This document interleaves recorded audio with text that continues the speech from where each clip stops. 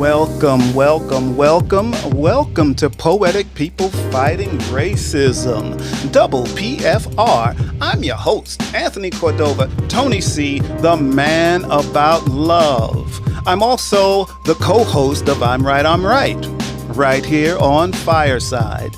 Here at Double PFR, we discuss racism and the caste system in the United States of America through poetry, through art, through music, using the voices of our souls, using the strength of our ancestors to heal the fractured country we live in and die in. Here at Double PFR, all souls are welcome, all people are welcome. Welcome to discuss the racism we live in. Come on in. We'll put our arms around you, providing a safe place for you, a home to protect you, a place where you're surrounded by hope, where you're surrounded by compassion, where you're surrounded by empathy, forgiveness, and love. And I'd love for you to come in with me, to stand by me, to see what we can do to change this country, to change the people that live in this country. I welcome you to Double PFR with love, with so much love. So welcome to this episode. I believe it's episode number 16. See what we are. Question, what are we? What are we in this country?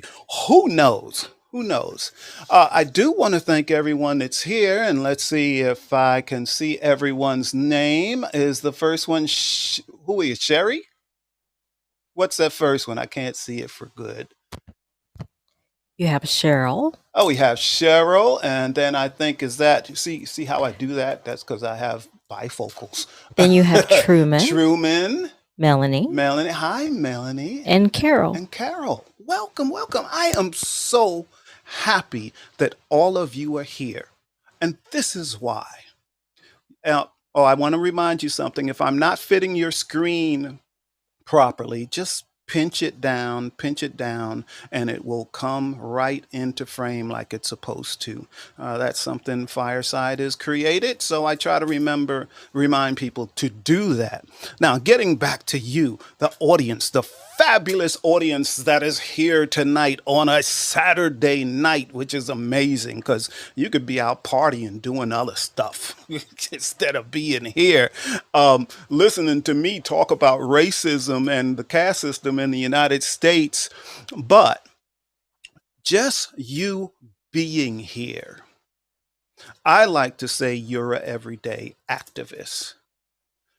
Just going to a show here on Fireside that we talk about some of the issues of this country when it comes to race.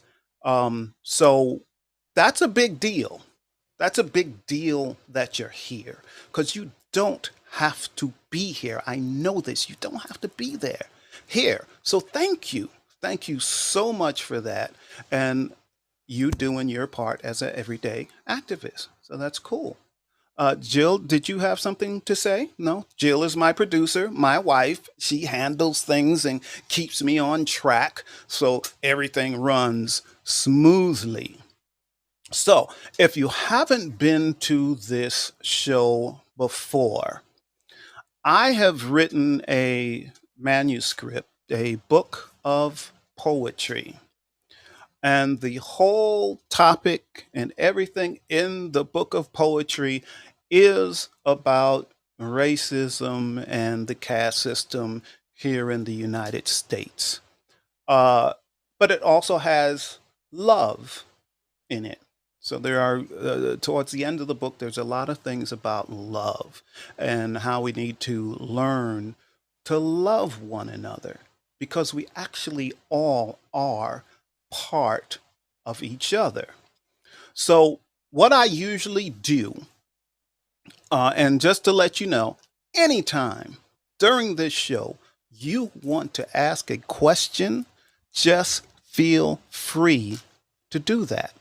Again, the easiest way to do that is just hit that ask button. And if you'd want to come to stage, you don't have to come to stage on video. You can just have audio if you want, or you can just type your message in a text. So that's pretty easy. No pressure here. The other thing is, when it comes to asking me a question, I don't care how silly a person might think the question is or naive the person. I don't care. I am here to answer anything you want to ask about racism or things you wanted to know about how to interact or with people of color in this country, or why do we feel a certain way about certain things. Like a typical question was, well, why don't you just pull yourself up by the bootstraps? Some of us can do that and some of us cannot. So questions like that, just ask, just ask. So what I do is now tonight I'm going to do something a little different. I usually will do one poem that comes from the book I have written, Living and Dying. So I usually do one poem about that. And then I open the floor, the stage, to questions or comments or anything about that poem.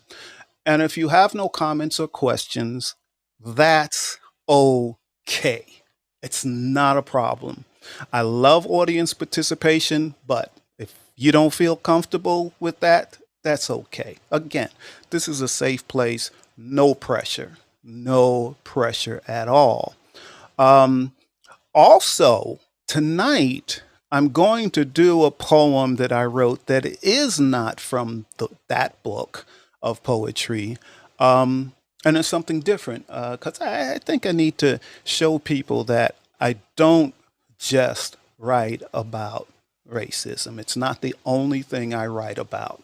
I write about many things. I write about love. I write about depression. And usually it is going to be a poem that reflects either how I see the world or how I feel about myself during the time I wrote the poem. So first, before I get into it, is there anything anyone wants to say, a question or anything before I get started? And if not, I'm going to get started with the poem. Now, the poem I'm doing tonight is called Victims. And I usually do these poems with music playing behind it, but on this one, I'm not going to. I'm just going to read it with no music. Um, there's a phrase that I use, and I use it in a lot of my poems, and I use it throughout the book, which is the blue and white eyes. Now, the blue and white eyes are not necessarily people that have blue eyes. What I'm representing when I say, so anytime you hear me say the blue and white eyes, I'm not talking about people with blue and white eyes. I'm actually talking about the segment of people in this country that are Caucasian and have European blood, and they believe their European blood is superior than anyone else's blood. So, blue blood, they call it blue blood running through their veins. So, it's about feeling superior because of your European blood or your whiteness. So, and the white part of it represents seeing the world through a Caucasian's person's eyes in this country, because that is the type of thing we get. Well, pull yourself up from the bootstraps. That's all you got to do. It doesn't matter what condition you live in. Just pull yourself up and you're good, which is not necessarily accurate. So, again, tonight I'm going to do the poem called Victim. It's about 3 minutes, about 3 minutes. So I will try to get through this quickly, quickly. Okay, so here it is. It's called Victim from my book, Living and Dying. It's it's an elaborate system the blue and white eyes created, wherein we are outcasts, cast out, and kept out. We are the victims of bats and bricks and fire hoses, the victims of public buses and the seats we can't sit in. We are the victims of white only signs and nighttime crimes by hooded men, the victims of police dogs and racial slurs and restaurant sit ins.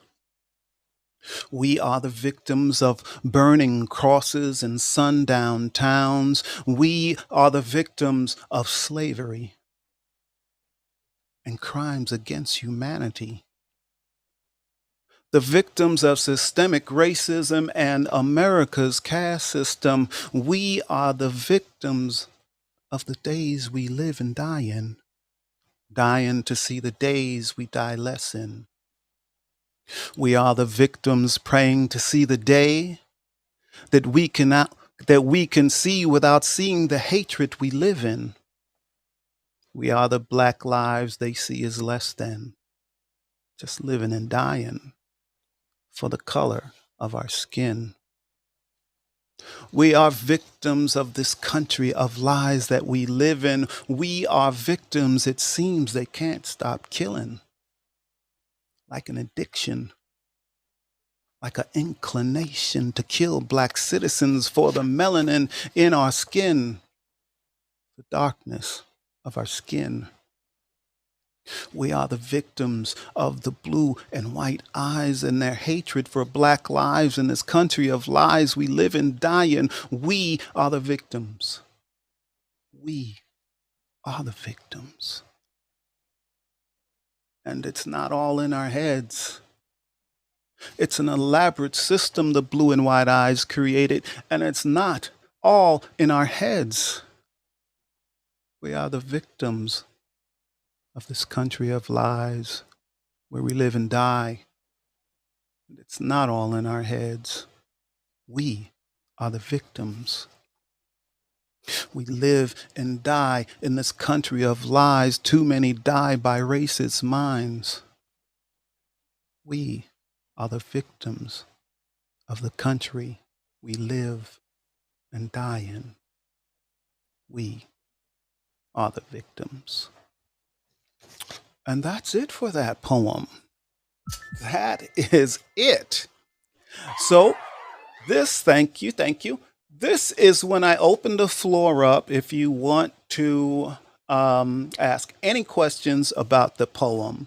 And then usually at this point, if no one has any questions, I go back through the poem and I take key phrases and go over them so I can explain what I meant by the phrase or the line and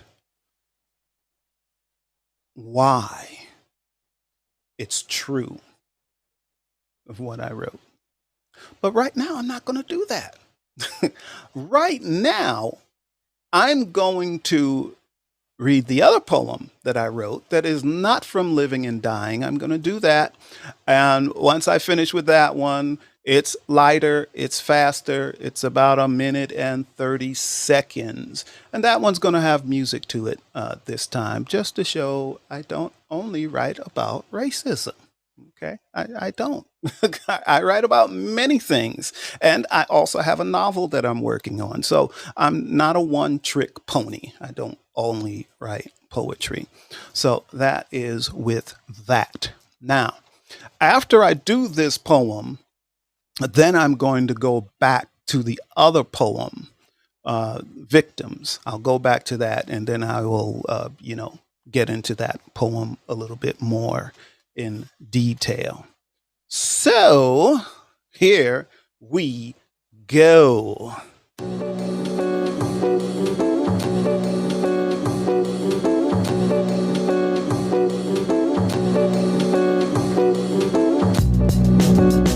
The clouds are not there. when trees open their arms, when the wind is kissing my skin, when water can't fall from the sky, the earth holds me, the ground meets me. I feel the stability as the world keeps turning. I see the burning of dreams, the sound of heaven is coming. Holding my arms open, I wait for wings to greet me. But time is not right for me. Time is not right for me. I feel trees pointing me in a new direction. Seeing the life that consumes me, my struggle to destiny, and I am weary. My knuckles are bloody and I bleed every day. I try to run, but my feet are cut by shards of dreams. When will it end? When will it begin? Living balanced on a pin. But when the sky is open, clouds are not there. Trees open their arms, when the wind is kissing my skin, when water can't dance from the sky, when I keep embracing my lie, I have the comfort of the sky. I have the comfort of the sky. I have the comfort of the sky. Yeah. All right, that is the other poem. Woohoo! Comfort of the Sky. I wrote that many, many, many, many years ago, and I am not even going to get into what that poem is about. But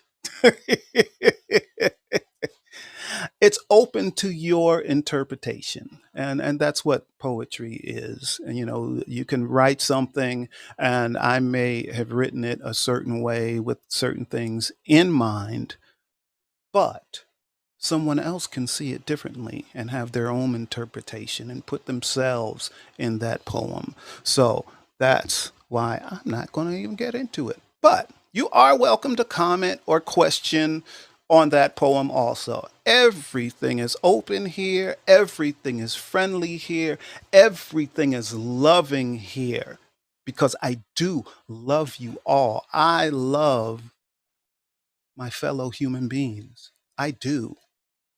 I even love the people that hate me because of the color of my skin.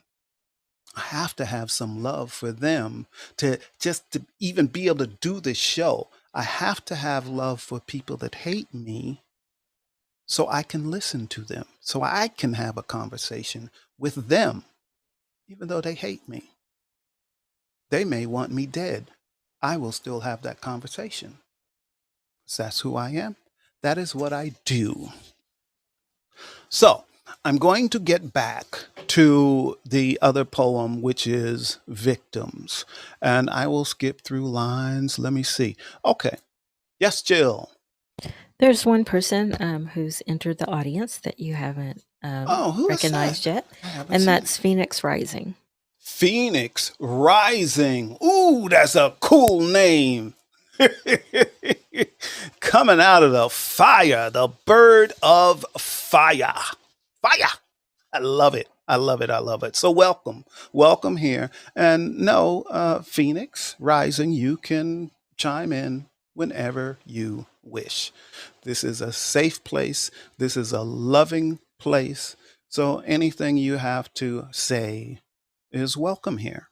So please feel free.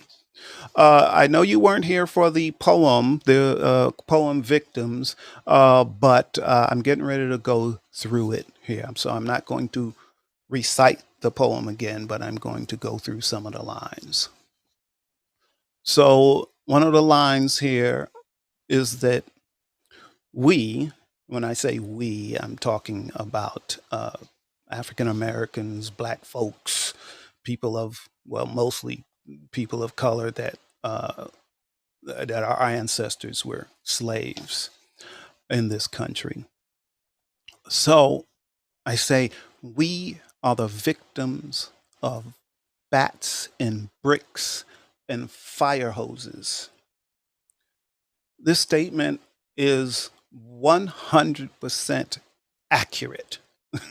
100% accurate. I'm sure you've all seen the footage and the films from the past and all of that.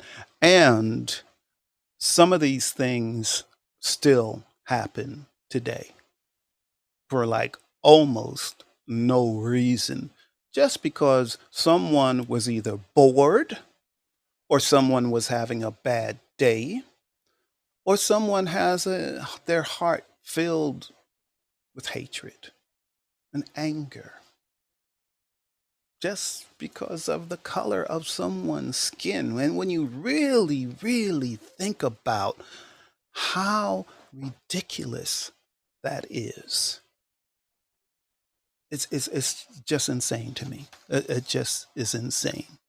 Okay, the next line after that was, we're the victims of public buses, the seats we can't sit in. Again, true. It used to be that a black person had to sit in the back. There was a line drawn down the back section of the bus, and that's where black people were supposed to sit. Now, if they sat in front of that line, they could sit there as long as a white person didn't want to sit there. But if a white person got on the bus and wanted to sit there, the black person would have to get up and move to the back, move to the back. And if they didn't, the bus driver would stop the bus and he would get the police there and the black person would be arrested. Now, you may ask yourself, why does that matter? Because we can get on any bus we want now and we don't have to sit in the bus. So why am I talking about it now? Why am I bringing this up now? It doesn't exist anymore.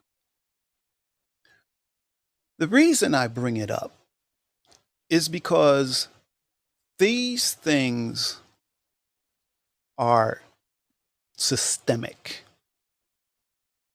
So it means it gets ingrained in us. It gets ingrained in your ancestors and my ancestors, if they're living in this country.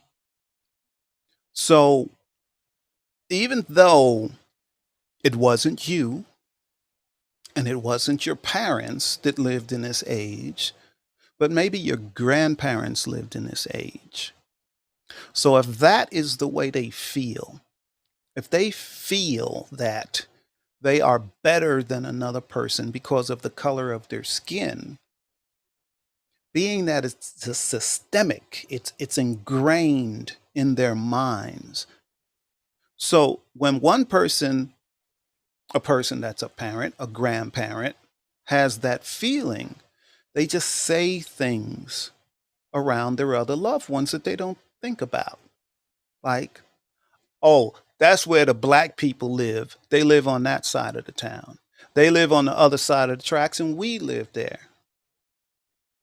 And a grandchild or something may say, well, why is that? Why? And the answer may be, well, they're not as good as us. Yeah, well, they're black people, or they don't make as much money as us, so they have to live on the other side of the tracks. So that's setting up a situation where just a child, when they're young, starts feeling that I'm better than someone else because of the color of their skin. So it does matter, does matter. So next line. We are the victims of white-only signs and nighttime crimes from hooded men. Now, most of you probably know all about this. And actually, in my lifetime in the South, there were still white-only signs. So white-only water fountains, white-only bathrooms. And can you imagine? Can you imagine? You just want to go to a public restroom. Just really imagine. Imagine. Well, let's say you're a woman of any color. and you went to go to the bathroom, the restroom, and a person said to you, you can't use that bathroom. Why not? Because we don't think you deserve to use that bathroom. You're not good enough to use that bathroom. Go around back. So, can you imagine how you would feel if someone told you, you can't use that bathroom because you're a woman? It's insane. So, if that happened today, you would say that's ridiculous. It's a woman's room. I should be able to use it. But no, not you, because we just don't like the way you look. We don't like the shoes you're wearing, so you can't use the bathroom. It's that ludicrous. To me. Now, maybe not to someone else, but to me, it is. And again, these things are systemic, that are passed down through generations. Let me give you myself as an example. To this day, whenever I buy something in a store, and it can be a convenience store, it could be in a gas station, I could buy a pack of gum and I want my receipt. Why do you want your receipt? Because I want to be able to prove that I didn't steal it. Now, you may ask, why would I have to do that? One, my parents taught me that I needed to do that because a person may accuse you of a theft just because of the color of my skin. Now, ask me whether that has ever happened to me. Yes, I have been accused of stealing stuff many times, and while I was an adult. Okay? A upstanding citizen. I have never been arrested. I have never been in any trouble. But this upstanding citizen that has never done anything wrong, has a good job, has a home, drives a decent car, but yet I will still be accused of stealing when I haven't stolen anything. Lately, it's usually some store security, theft security. I will still get followed around in certain stores. Just followed around. Sometimes I play tricks on them and, go down one aisle, turn right, and then I stop, and then I go left because they're down at the other end of the aisle trying to follow me from the other end. Why should I have to do that? Why? In this country, land of the free, home of the brave. Why? It's again insane. I'm saying insane a lot because it's just insane to me. It's just insane. Okay, and white only signs and nighttime crimes by hooded men. Okay, you know what that's about. That's about the Ku Klux Klan. Um, and you know what? I'm not even going to get into deep into the Ku Klux Klan because um, there are still really bad things happening committed by the Ku Klux Klan. I live in Georgia. I have been at a traffic light, and the Ku Klux Klan is handing out pamphlets about taking back the country. Okay, they're dressed in their robes. They didn't have on any hoods, though, but dressed in their robes. And they have a right to do that. That's this country. They have a right to do this. And the Ku Klux Klan still has marches and all of that here in the South, probably in the North too. So what's up with that? They have a right to do that. That's this country. We have a right to free speech, even when it's hatred. We still have that right. Okay, again, here we go. Another line. We are the victims of police dogs and racial slurs and restaurant sit ins. So, again, I'm sure you have seen the footage of back during the civil rights movement where black people could stage a peaceful march, not spreading any hate or anything, just a peaceful march. And they get dog sicked on them and fire hoses and racial slurs screamed at them. To this day, I still have gotten racial slurs screamed at me in my own neighborhood.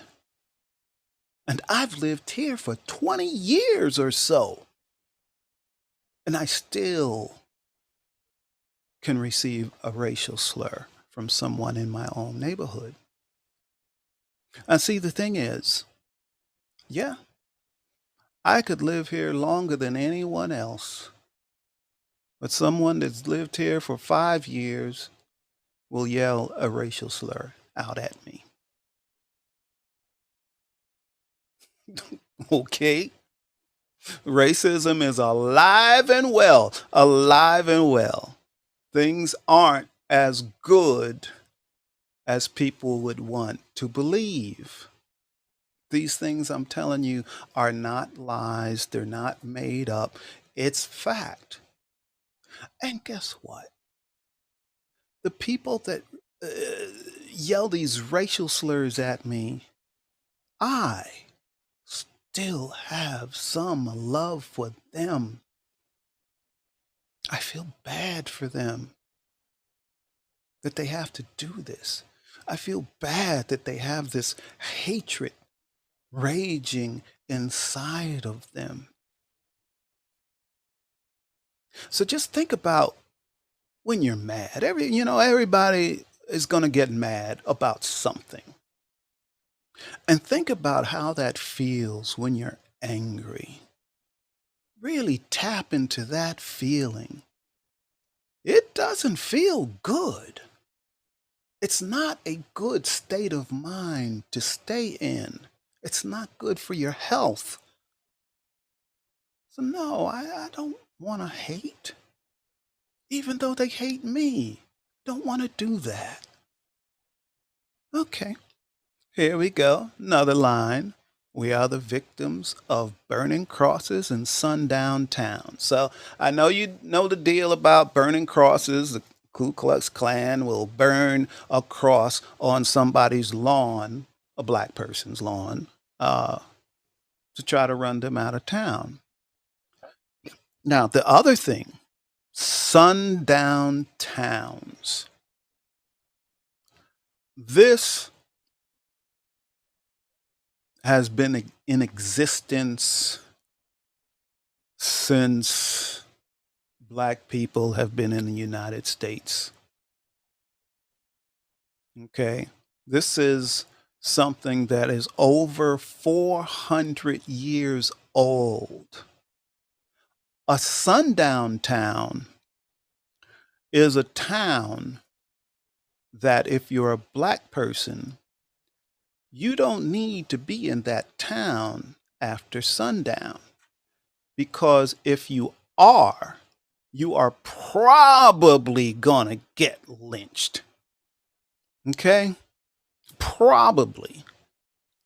Now, you may say, now I know of towns that when I were growing up and stuff that you did not need to be in that town after sundown. No way. You might think it's just a southern thing.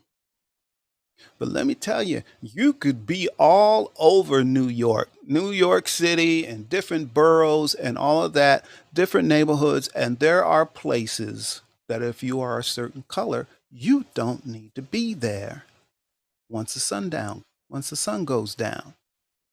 And it's still the same in a lot of towns throughout this country.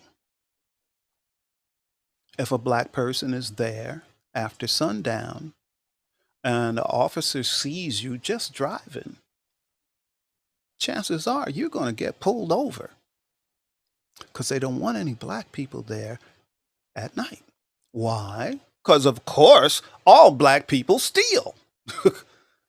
All black people are going to break in someplace and steal something. That's what we do. That's what some people think we do. I've never broken into a house or a store or a bank anywhere. Never. Never. So these things still happen. It's not a thing of the past. Not a thing of the past. This is why so many black males are still being killed. And mostly by officers. And you could say, oh, if he hadn't done anything wrong, he wouldn't have got shot. Let's take that. Let's say someone was driving under an influence and he ends up dead because of it. Now, if you look at a person that is Caucasian and they get pulled over for driving under the influence, yeah, they're probably going to get arrested, but they don't end up dead. Okay? They don't. They don't end up dead. But that's what happens to us. Okay, let's move on. You understand we are the victims of slavery. Probably most of you can agree with me on that one. But the next thing I say is we're the victims of slavery and crimes against humanity. Now, the crimes committed on us, these are crimes that shouldn't happen to any human being. Lynching. That shouldn't happen to a human being. Lynching, you haven't done anything, but you get lynched because of the color of your skin. So there's lynching. You get lynched. What else is a crime against humanity? Another crime against humanity is redlining. Now, if you don't know what redlining is, they made it official, but back probably in the 50s and probably before also, they would draw red lines around certain neighborhoods on a map. And then black people can only live within that red line in that part of the town. So if a black person tried to buy a house in the nice part of town, it wasn't going to happen. The real estate agent isn't going to show the black person the house. The real estate agent isn't going to, if somebody wanted to rent a house, they're not going to rent to a black person, a person of color, unless they were in that red line area. So a person might say, oh, well, that's good. They can live with people that look like them. But it's not really good. Because in that red line area, the schools are subpar. Okay, so you're not getting as good an education as other Americans in this country that are not black. So these are the things that kind of pull us down. And I can go on and on and on about living in red line communities. I grew up in a red line community. Okay? So I know they exist. They still exist. Right here in the town I live in, there was a woman that wanted to move, a black woman, wanted to move to this subdivision with a association. And they kept telling her, nope, nope, nope. The real estate agents, nope, nope, you can't move there. Nope, no, we're not going to sell you the house. Nope, nope, nope. But this lady had a white friend, a good friend they'd been friends for years. So the white friend went and bought the house and then sold it to her. So she found a way to get that house that she wanted. Great. Oh, that's great. She was smart. I'm hitting the mic here. She was smart. But then it started to happen. They were leaving nasty notes on her mailbox. Go back to where you come from. They spray painted her garage. Go back to where you come from. N-word. And they just kept doing stuff to her, kept doing stuff to her. Then they burnt the cross on her lawn. And this is probably maybe just 20 years ago. It seems like that's a long time ago, but that's just 2 decades. And eventually she moved because she feared for her life. So to this day, there are some neighborhoods where they will not show the house to a black person. It still exists. It still exists. So, red lines still exist. Let's see. The next line is we are the victims of systemic racism in America's caste system. So I know you know all about racism, but the clincher is the American caste system. Now, everybody will say there's no such thing here, that's only in India, because it's the most famous caste system that we know about. Now, caste is a class system. So depending on what class you're in, that's where your standing is in the community or in the country. So if you're of a higher class, let's say wealthy class, and you know we have that here. If you're wealthy, you're the wealthy class. You're middle class, you're the middle class.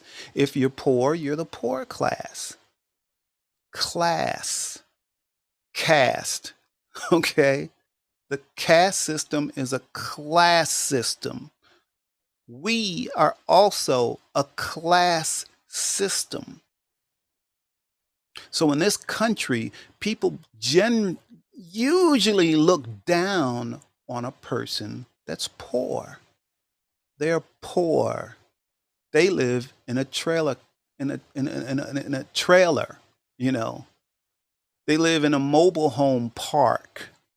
That's the poor people. They live in a single wide. That's the poor people. And you don't even have to, they could be away from their home, but they can be in their car.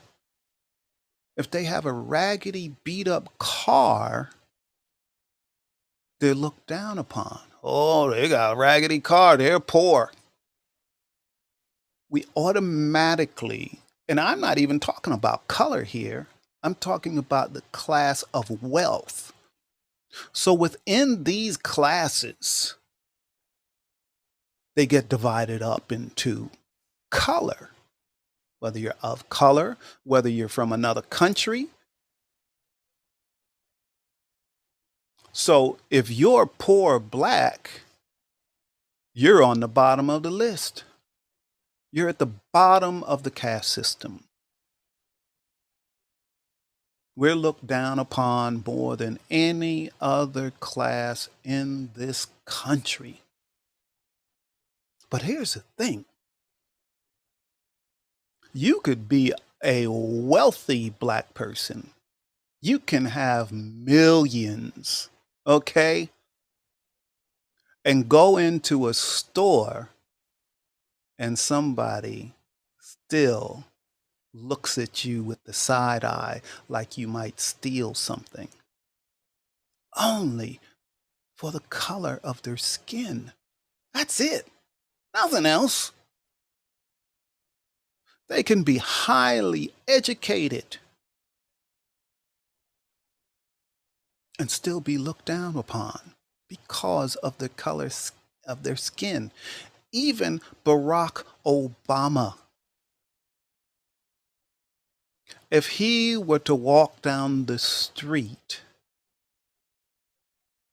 and people saw him on a corner, they would lock their doors because that black person may rob them, may try to carjack them. It's not right, but it's true. It is true. So yes, we do live in a caste system, and I'll stop right there with that one because that's another long conversation. Now let's see. Let's go down. Okay. We are the victims praying to see the day we can see, playing the day we can see without seeing the hatred we live in. It's about, I have some t-shirts that say free-ish since 1865. Free-ish, not completely free. Because we know that hatred for us still exists. Not from everyone. But we never know who it is that really hates us unless they say something or do something. And that's what they do more than anything else. They'll do something behind the scenes to keep us in the position we are. I've worked for myself most of my life, and I cannot tell you how many times I didn't get a contract because of the color of my skin. I always did excellent work. Anywhere I go, I would do excellent work.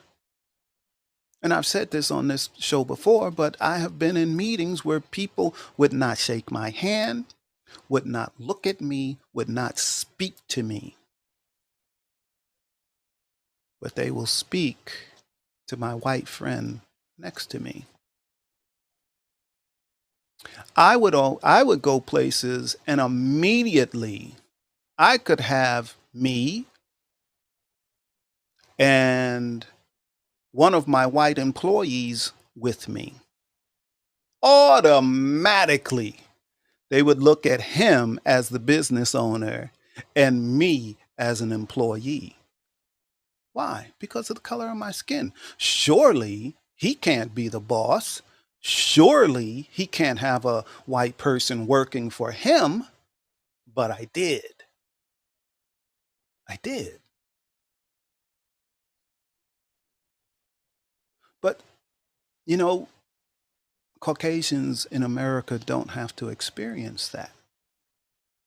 They don't. It's a fact. They don't. But we do. And it's unfortunate. It's bad. I got living and dying for the color of our skin. Basically, that's self-explanatory. We're citizens of this country just like anyone else. But we get killed more than anyone else. Like it's an addiction. Just have to kill some black people. Just have to kill some black people. If I'm having a bad day, I'm going to kill some black people, or I'm going to kill some Asian people, or I'm going to kill Mexicans strictly because of the color of their skin. Ooh-wee. Let's see. And that's about it. So we are victims, and we are still victims, and we are trying to make gains and trying to get the same rights that everyone else has in this country. But the reality is, our rights are not the same because of the people that want to stop us from exercising the rights we should have in this country. And don't get me wrong, I love this country. I don't want to live anywhere else in the world.